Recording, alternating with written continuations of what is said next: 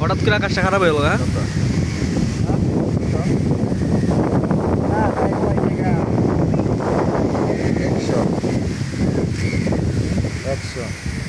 আমরা এখন আছি বিচে, কান্টি গার্ডেনের বিচে আছি।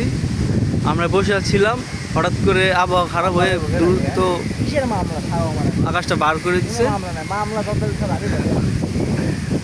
এখন বসে বসে হাওয়া বাতাস খাচ্ছি। বীজটা অন্ধকার হয়ে গেছে, মেঘাচ্ছন্ন। বৃষ্টি না হইলে ওই যে ওদিকে মনে দূরে বৃষ্টি হইতেছে না, বুঝে দেখা যাচ্ছে। হ্যাঁ,